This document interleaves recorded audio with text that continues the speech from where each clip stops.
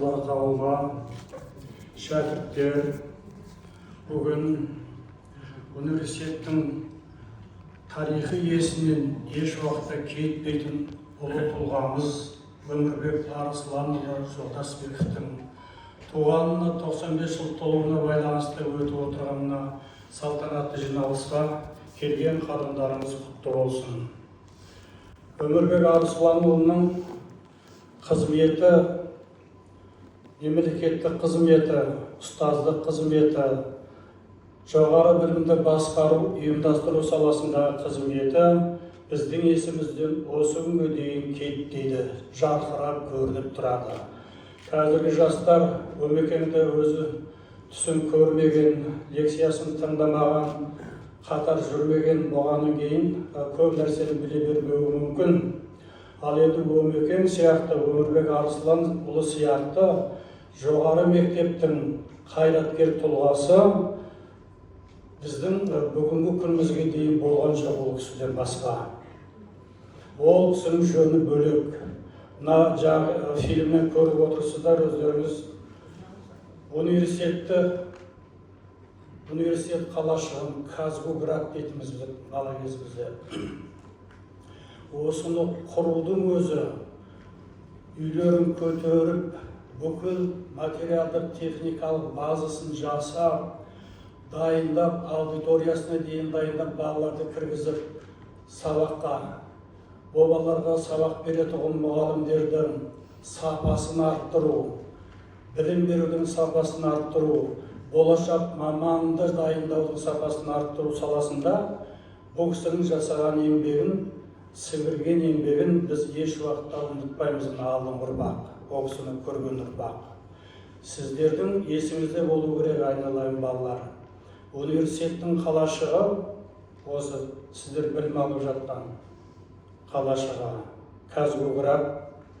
Өмекеңнің Өмірбек Арысланұлының Қазақстанның жоғары білім беру ісіне, Қазақстанның ғылымына, жоғары мектебіне қойған, орнатқан, өзінің ақыл-ой қуатымен орнатқан ұлы ескерткіші, сіздерге, біздерге қалдырған ескерткіші. Университет тұрғанда, университет қалашығы тұрғанда, Өмекеңнің аты жөні біздің есімізде мәңгілік жаңғырып тұрады деп есептейміз. Бізден кейінгі жастардың санасында да осындай ұғым, осындай түсінік болатын болса, біз дүниеден риза болып кетеміз. Енді Өмекеңнің ел үшін атқарған қызметінің жөні бөлек деп айтып жатырмыз. Ол анық. Өмекең осындай мемлекеттің маңызы бар іргелі істерді өзі бастап, өзі тікелей іс жүзіне асырып, елдің игілігіне асырумен бірге, жеке тұлғалардың өмір тағдырына, жеке оқытушылардың, өзінің жеке шәкірттерінің өміріне тікелей қамқорлық көзбен қарап, үлкен жолға шығуына жағдай жасап отырады. Оның бір мысалы мен өзімнің өміріне байланысты өмірімнің мысалынан айтайын. 80-ші жылдардың орта тұсы жоспар бойынша мен Мәскеу университетіне біліктілік жетілдіруге баратын болғанмын 4 айға. Жоспарға еніп тұрған. Енді сол баратын кезде бір жеке жағдайыма байланысты бара алмайтын болдымдағы кафедраның меңгерушісіне, факультеттің деканына айтып, басқа бір кісіні менің едәуір үлкен пенсияға жақындап қалған кісі, сол кісі баратын болды, мен барам дегеннен кейін, сол кісі баратын болып келістік. Сөйтіп ректорға қағаз жазды деканат, осылай деп. Содан бір күні уақыты келген кезде ректор шақырып жатыр деді мені. Апырай, не болып қалды, онда жас мұғаліммін. Бардым, барғаннан Өмекең жекіріп, ой, сен не істеп жүрсің? Неге бармайсың? Неге басқа біреуге барады дейсің ана бір кісіні? Бұл біліктілік жетілдіру курсы ол кісіге емес, саған керек. Бар, ертеңнен бастап кет деді. Сонымен үн-түнсіз шықтым дағы ертеңіне жаңа приказ жасап, командировканы оформить етіп, Мәскеуге ұшып кеттім. Сол 4 айдың ішінде, Мәскеуде жүрген 4 айдың ішінде мен өзімнің ғылыми зерттеу жұмыстарыма қажетті материалдарды, менің тақырыбым әдебиет пен тарихтың арақатынасына байланысты етуін. Бүкіл тарихи романдарға негіз болған ілгерідегі халқымыз ілгеріде өткен тарихына байланысты дерек көздерін мүмкіндігінше жинап алдым. Көшіретін жерін көшіріп алдым, ксерокопиясын жасадым, қолмен жазатын жерін қолмен жазып алдым. Анау үлкен кітапханадан басқа неше түрлі архивтерге бардым сөз жерде, оның ішінде әскери архивтер де болды. Мені сөз жерден алған материалдарым, дерек көздерім маған осы күнге дейін азық. Сол материалдарды докторлық диссертациямда пайдаландым.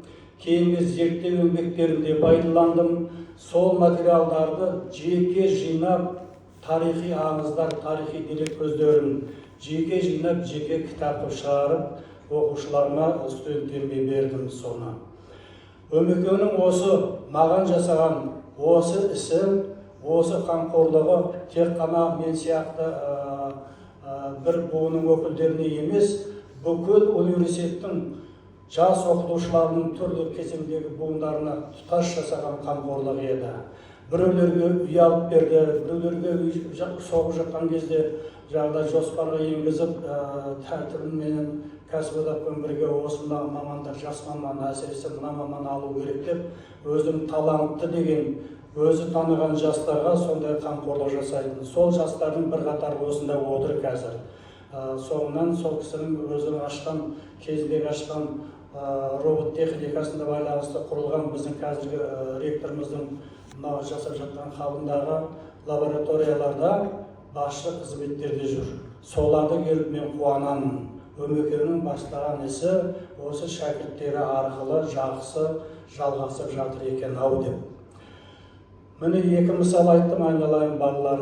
Біреу жалпы мемлекеттік деңгейдегі жасаған істеріне байланысты, екіншісі жеке тұлғаларға, әсіресе жас мамандарға қатысты өзінің қамқорлығы жайында. Осындай мысалдар өте көп. Осындай отырған Өмекеңнің көзін көрген сол кездегі жастардың, қазіргі қарт профессорлардың баршасының ойында осындай өзі аялап еске алатын сәттер мол ғой деп ойлаймын мен. Өмекеңнің алдын көрген, Өмекеңнің қамқорлығын көрген, Өмекеңді білетін, тікелей көзімен көрген кісілер, Өмекеңнің сол шәкірттерін көріп, солардың алдынан сабақ алып жүрген жастар, сіздерге Өмекеңнің рухы қолдау болсын деп тілеймін. Бүгінгі Өмекеңнің рухына арналған еске алу салтанатты жиналысы ұрпақтан ұрпаққа осылайша өзінің ұлағатын жеткізе бергей деп тілеймін. Өмекеңнің туғандарына, туысқандарына, балаларына, шәкірттеріне осы бүгінгі салтанатты жиынды өткізіп отырғаны үшін өзімнің разылығымды білдіремін. Рахмет сіздерге.